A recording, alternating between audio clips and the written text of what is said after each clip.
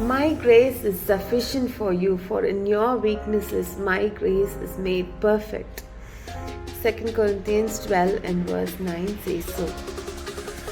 Yes, sometimes we feel in our life why we have one such problem, one such difficulty, one such weakness in our life. And we wonder why God isn't removing still. We are praying and God is not at all removing that simple problem from our lives.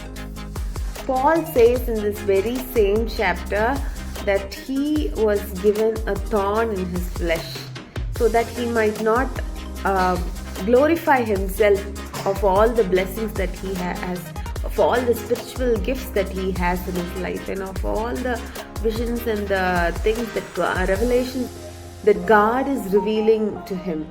So he was given such a thorn that he might not glorify himself, but to say that it is God who gave him all these gifts and all the blessings in his life.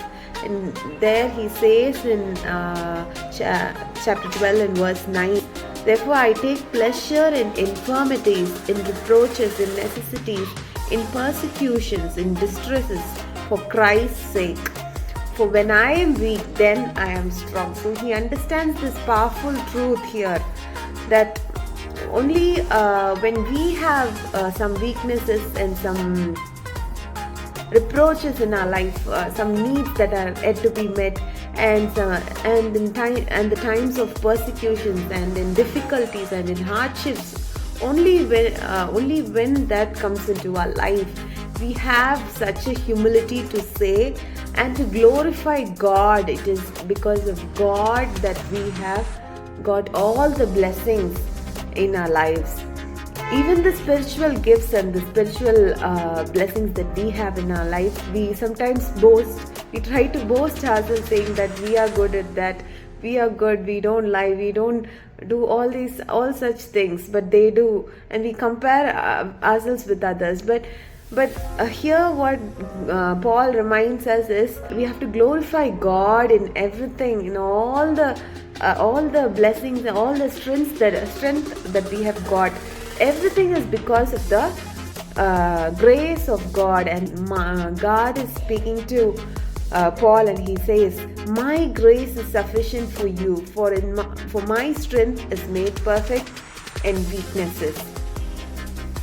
So cheer up, dear friends. Today as we face these difficulties and these infirmities, these needs that are yet to be met, the persecutions and the hardships for Christ's sake, as we take this for Christ's sake, surely the Lord is there to deliver us, and sometimes it might not go away from our lives also.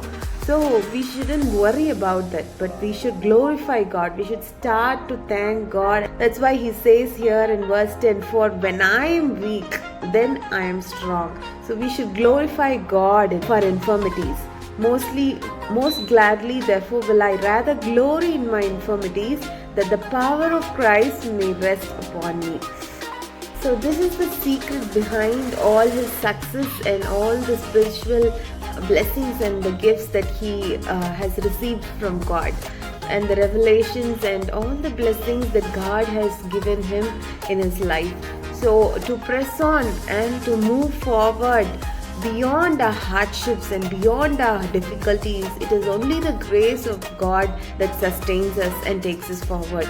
So as we sing this song, let us cling on to the grace of God, and let us plead and ask God for his grace to press on in times of our difficulties and persecutions. Great is your love and justice, God. You make the weak to lead the strong. You lead us by still waters and to mercy. And let your people sing along. So remember your people, remember your children, remember your promise, oh God. Your grace is enough, your grace is enough, Your grace is enough for me. Lord, your grace is enough. Your grace is enough. Your grace is enough for me.